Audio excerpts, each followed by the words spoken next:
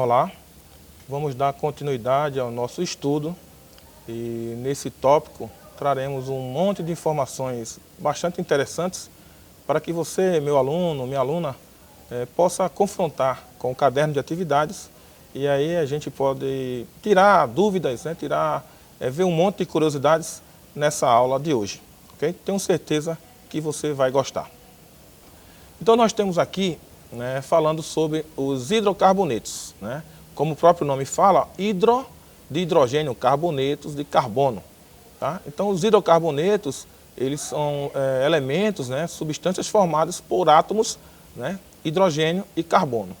Né? Então o prefixo met significa um carbono, o prefixo et significa 2 carbonos, o prefixo prop significa 3 carbonos, o prefixo but significa 4 carbonos. Tá? Isso aí é apenas uma breve introdução, né, na química orgânica, né, que fala sobre os carbonos. Então, com esses prefixos, nós vamos entender um pouco sobre massa molecular, que iremos ver mais à frente. E aí vamos entender um pouco sobre o GLP, tá? As suas características, o que é o GLP. Através dessa introdução dos hidrocarbonetos, a gente vai chegar lá. Perceba. Dentro dos elementos que citamos, nós temos aqui o propano, nós temos aqui o butano. Tá? Perceba que lá no começo nós temos o metano. Conforme eu havia falado, metano é um carbono. Né? Nós temos o propano, que são 3 carbonos, e o butano, que são 4 carbonos.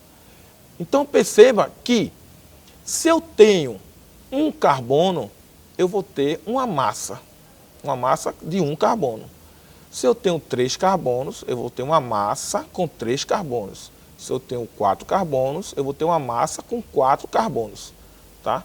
Então, quanto maior a quantidade de carbono, mais pesado vai ser aquela molécula.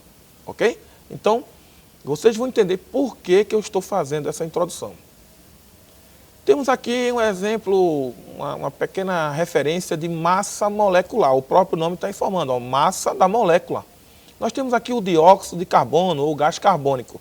Ou seja, é aquele gás que existe no ar, né? Quando nós respiramos, né? Nós inspiramos, né, o oxigênio e exalamos o gás carbônico, ao contrário das árvores. Né? As árvores, elas inspiram o gás carbônico e expiram o oxigênio. Com isso, nós temos uma conclusão que nos locais onde tem mais árvores, são locais mais puros, né? Porque elas estão, onde tem mais árvores, tem mais oxigênio ali para que a gente possa respirar.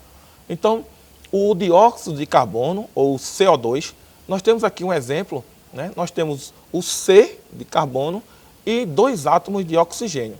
Então, pelo exemplo aqui bem claro, percebam que nós temos aqui 44 unidades de massa atômica, ok? Unidades de massa molecular. No caso aqui, 44 unidades de massa molecular.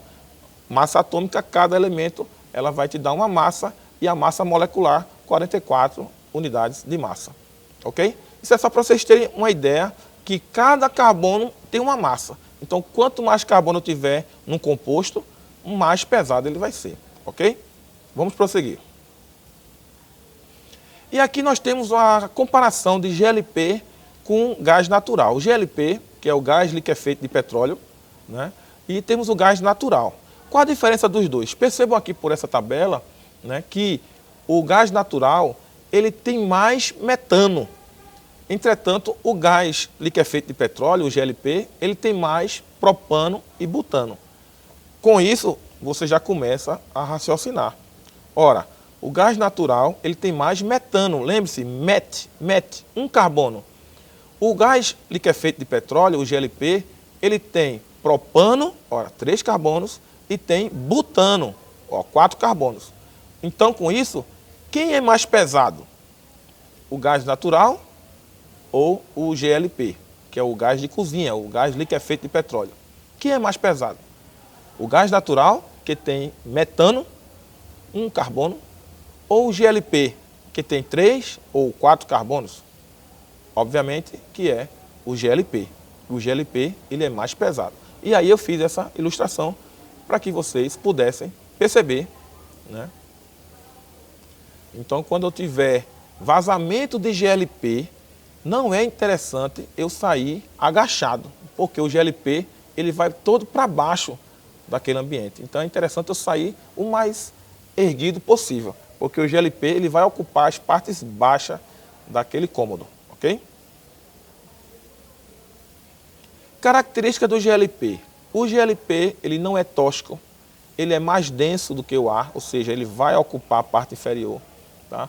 Ele não é corrosivo, tá? Ele é inflamável. Agora, se a gente inalar o GLP, nós vamos ficar tontos, né? Podendo causar aí, né, um desmaio. Ok? Perceba, ele não tem cheiro, ele é inodoro. Ora, pela imagem aqui a gente está percebendo que quando há um vazamento de GLP, de gás de cozinha, ocorre um aroma desagradável. Ora, como é que ocorre um aroma se eu acabei de informar que ele não tem cheiro? É colocado um produto chamado butilmercaptana, tá? Que é um produto à base de enxofre. Comercialmente é conhecido por mercaptana. Tá? Esse produto é à base de enxofre que vai dar esse aroma desagradável, que é uma forma de proteção ao consumidor. Dessa forma, ele vai perceber que está vazando gás e aí ele vai tomar as medidas, né, de segurança. Ok? Então, o butilmercaptana é o nome do produto à base de enxofre colocado lá no GLP. Dentro do botijão do GLP, nós temos 85% líquido, né, e 15% de gás, de vapor. Tá? Essa é uma forma estratégica de segurança. Tá? Então, nós vamos ter 15% de vapor e esse 15% de vapor é que vai passar pela mangueira e que vai ser submetido a uma redução de pressão para que a gente possa usar no nosso fogão. Ok? Sugerimos entrar neste site, né, logo abaixo, para que você tenha maiores informações. Centrais de GLP. Pelas imagens estão bem claras, né, que as centrais de GLP são baterias de botijões. Né? Então nós temos botijões interligados através de ramais e subramais com válvulas de segurança, né? E essas válvulas elas vão ocupando edificações ou estabelecimentos comerciais, de acordo com a especificação existente no COSIP, que é o Código de Segurança contra Incêndio e Pânico. Código esse utilizado aqui no estado de Pernambuco. Então no COSIP ele vem dizendo em que situações podemos utilizar as centrais de GLP, né, as características, e aqui estão algumas características, algumas informações interessantes quando se utiliza a central de GLP. Então, por exemplo, ele tem que estar em área ventilada, ele tem que ter uma porta com grade metálica, né, ele tem que ter ventilação natural, ele tem que estar protegido, né, de intempéries, né, chuvas, né, para que não venha danificar, né, o cilindro de GLP. Tá? Então, tem que ter uma prevenção específica, ou seja, você tem lá a central de GLP e tem que ter um sistema de extintores específico para aquela central de GLP. Tá? Então, essas e outras informações acerca da central de GLP existe lá no COSIP, que é o Código de Segurança contra Incêndio e Pânico, utilizado aqui no estado de Pernambuco. As imagens estão ajudando aí para que você possa perceber a existência dos extintores para cada central. E agora vamos mencionar um monte de itens acerca da segurança contra incêndio, né, que é a temática dessa nossa competência. Ok? Então nós temos aqui os tipos de botijões, né, P2, P13, P20, P45, P90 e outros tipos de botijões.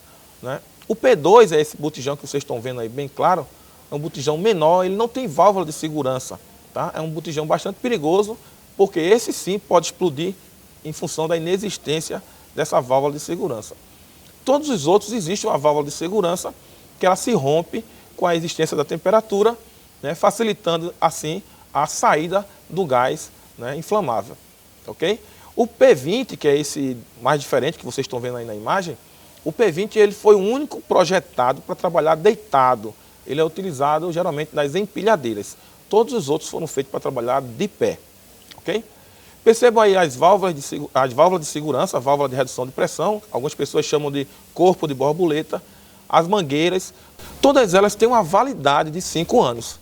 Tá? Então observe na sua residência se o seu botijão lá, sua válvula de redução de pressão, também conhecido como corpo de borboleta, qual a validade que ela tem, se ela está homologada pelo Inmetro, ok? Verifique na sua residência, porque você como técnico de segurança do trabalho, é importante que atenda a essas normas de segurança, ok? Então, verifique através da NBR 8613 e a NBR também da válvula de segurança. Observe esse site que recomendamos, que tem todos os detalhes sobre as normas regulamentadoras e as normas brasileiras regulamentadoras, tá certo? Para que você possa ter essa especificidade de cada material, ok? Vamos aqui a algumas dicas, tá? Que são bastante importantes para o nosso dia a dia, para você como técnico de segurança do trabalho, para a sua família também e para que você possa passar para outras pessoas, né, na área profissional. Quando sentir cheiro de gás, abra imediatamente as portas e janelas para a ventilação do ambiente. A gente falou, né, que o gás ele vai ocupar a sua residência e nas partes inferiores. Então, abrindo janelas, portas, aquele gás ele vai sair. Vamos para uma outra dica. Quando você entrar num ambiente que estiver vazando gás, nunca acenda ou apague o interruptor.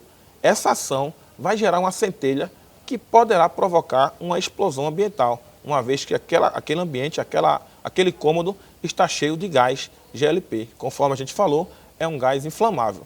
Então, se você ligar, né, ou desligar, perceba que vai gerar uma centelha. Centelha esta que poderá provocar uma explosão ambiental em função da quantidade de gás existente naquele ambiente. Retire o botijão do interior de sua residência e providencie a reparação do vazamento. Caso continuar vazando, ligue imediatamente para a empresa que forneceu, tá? Essa é uma ação bem específica, tá? Então, está vazando, tente retirar daquele ambiente. Caso você se sinta inseguro, né, ligue para o Corpo de Bombeiros, ligue para a empresa da qual você comprou, né, aquele botijão, e aí o pessoal vai ter as devidas ações de emergência, tá? Para que aquele gás ele não fique naquele ambiente ocupando aquela área lá, tendo um volume considerável. Outra dica importante, para verificar vazamento de GLP, utilize uma esponja com água e sabão. Essa é a melhor recomendação, tá? Nada de colocar isqueiro, né? Nada, algumas pessoas fazem isso por questões culturais. A técnica adequada é uma esponjazinha com água e sabão. Se estiver vazando, as espumas vão aparecer. E aí você retira e tenta colocar novamente. Se persistir o vazamento, procura lá a empresa que forneceu o botijão, que com certeza eles trocarão. Okay? Nunca utilizar alicates ou multiplicadores de força para apertar, né, no momento que está instalando o botijão. Esse tipo de procedimento poderá romper, né, a válvula e causar um ambiente, uma situação de insegurança. Então, nunca utilizar multiplicadores de força, tipo o garfo, conforme essa imagem aqui, ou alicates ou qualquer material que venha a danificar. Utilize a sua própria força para fechar o botijão, ok? Nunca deitar o botijão. A gente já falou que o P20 é o único projetado para trabalhar deitado. E nunca colocar uma fonte de ignição embaixo dele, né? Algumas pessoas utilizam esse artifício porque sabem que ele é líquido e aí colocam uma fogueirazinha, uma vela. Isso aí, obviamente, é uma condição de insegurança. E você, como técnico de segurança, jamais poderá permitir que isso aconteça. Então, espero que vocês tenham gostado, né? Tivemos aí tudo sobre GLP, curiosidades, né? Onde trouxemos para você, né, um monte de informações, né, que irá te ajudar como técnico de segurança do trabalho a desvendar esses mitos, né, que as pessoas por aí, de forma culturalmente falando, elas tentam agir e pondo em risco a sua vida, a vida de familiares, a vida de colegas, enfim, por desconhecimento, né, desses procedimentos, ok? Obrigado por tudo, fica com Deus.